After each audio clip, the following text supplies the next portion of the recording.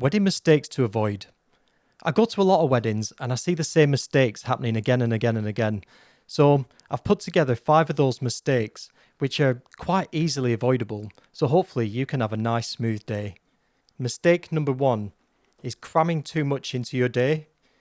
If your schedule's too tight and something happens early on in the day, it's going to knock out all of your timings for the rest of the day, which is going to make you stressed. So I really recommend spacing your day out, and it'll give a more calmer vibe to the day. You don't need to rush around, just plan it carefully and don't have anything that's too tight, because things happen in this world and that doesn't exclude your wedding day. So things happen and you need to be ready for those times to just shift a little bit. And if you've got a bit of breathing space, you'll be more relaxed on your wedding day. Mistake number 2 is not leaving enough time for your photographs.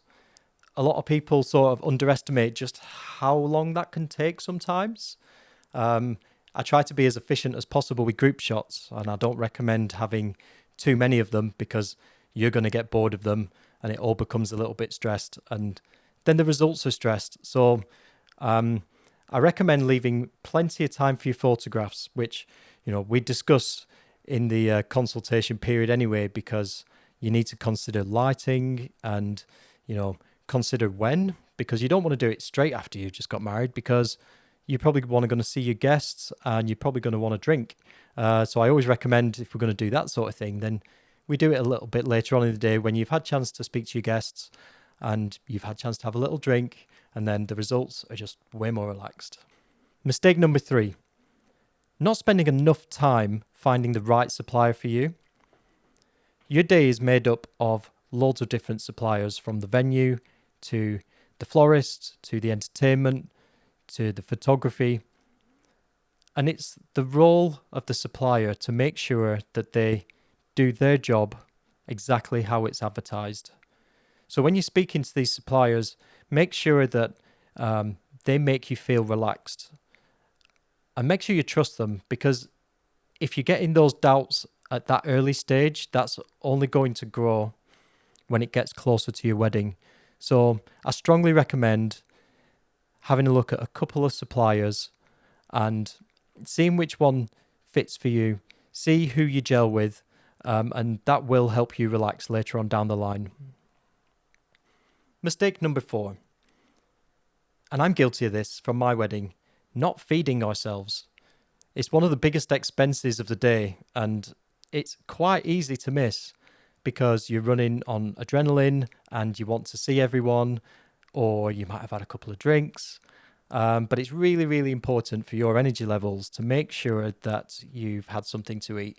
So before the wedding, I strongly recommend, if you've got a best man or bridesmaids, is one of their jobs is to make sure that they make sure you eat, because you will thank them later.